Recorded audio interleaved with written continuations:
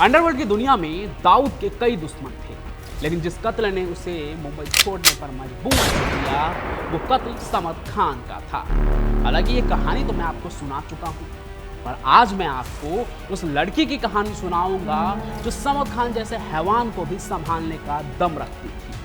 वो थी तो एक समृद्ध गुजराती परिवार से, लेकिन इसके आशिक डॉन और मवाली हुआ करते थे।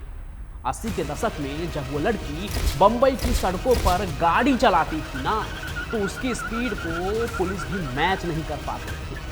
एक बार तो उसने अपने एक आशिक डॉन को पुलिस के गिरफ्त से इतने तेज रफ्तार में उड़ा ले गई कि देखते रहने के सिवा पुलिस कुछ और कर भी नहीं पाई। तो आइए एकदम शुरू से सुनाते हैं कहानी अंडरवर्ल्ड की daring lady don Shilpa Javeri की। बंबई का सिक्का नगर जो अपनी अमीरी और रौनक के लिए जाना जाता था। शिल्पा जावेरी इन्हीं गलियों में गुजराती हीरा व्यापारियों के बीच पली बढ़ी। शिल्पा के परिवार के पास सब कुछ था, दौलत, नाम और वो सब कुछ जो किसी भी परिवार को समाज में सिर उठाकर जीने का हक देती थी। लेकिन इसी परिवार को शिल्पा के रूप में एक ऐसी बेटी मिली जिसने अपनी किस्मत खुद लिखने की ठान की थी, वो भी ऐसे अंदाज में जिसे लोग पीढ़ियों तक याद रखें। बंबई का ये वो दौर था जब अंडरवर्ल्ड अपने उफान पर था। अमीर लोगों को खतरा होता था, वो अपने परिवार के लोगों को हमेशा सुरक्षित रखने का उपाय सोचते रहते थे, खास करके अपने घर की बहू बेटियों को। पर शिल्पा बचपन से ही अलग थी। जहां उसके परिवार की बाकी लड़कियां पारंपरिक जिंदगी जीने का सपना देख रही थी, जैसा किसी भी गुजराती परिवार में होता है, वहीं शिल्पा को घर की बजाय बाहर की दुनिया अपनी ओर खींचती थी। हालांकि कहते हैं कि इसकी वजह उसकी बड़ी बहन थी जो बहुत ही इंडिपेंडेंट और बेबाक थी। यानी आज की तरह बताऊं तो काफ़ी ओपन माइंडेड लड़की थी।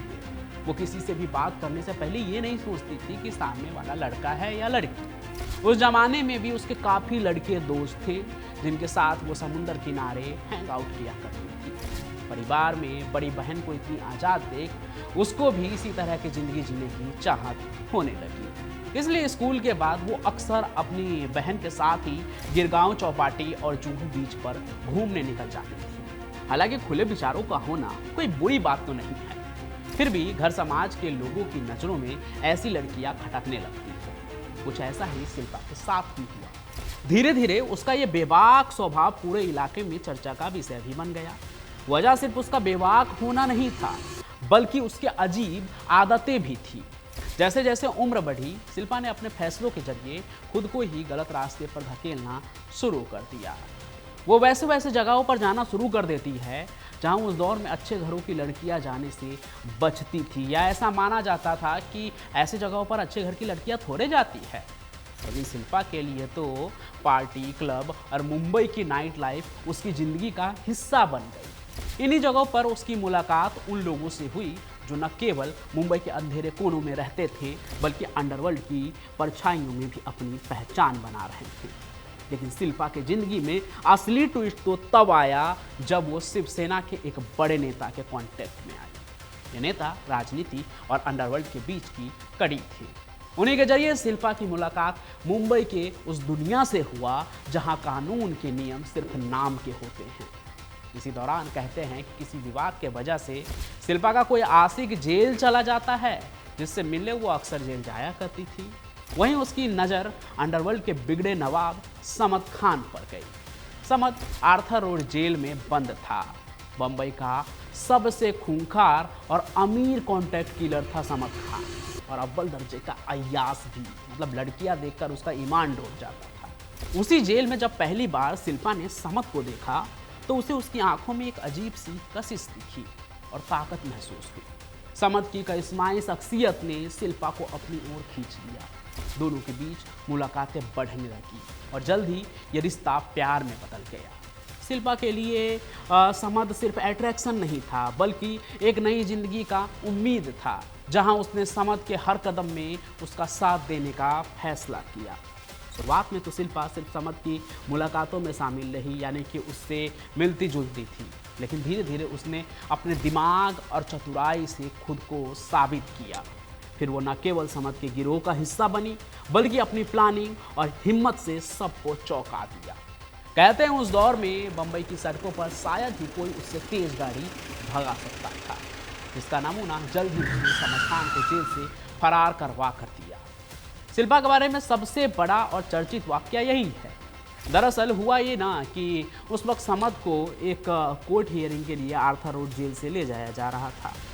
उसके इस हियरिंग के बाद ये बात तो तय थी कि वो जेल से छूट जाएगा, लेकिन इससे पहले कि हियरिंग के लिए समद खान कहीं जाता, उसे इस बात की भनक लग गई। उसके किसी खबरी ने उसे खबर पहुंचा दी जेल के अंदर कि पुलिस उसके खिलाफ ने एक और प्लान बना रही है कि जैसे ही एक मामले से समद खान छूटेगा, उसे दोबारा से गिरफ्तार कर लिया जाएगा किसी और मामले में, ताकि समद खान जेल से बाहर ना निकल पाए। जैसे ही समद को ये बात पता लगी, उसने तुरंत ये बात शिल्पा को बता दी और उसे भगाने की प्लानिंग शुरू हो गई। तो होता क्या है, जिस दिन समद खान का कोर्ट में पेशी होता है, उसके बाद वो ना कोर्ट के बाहर खड़ा होता है।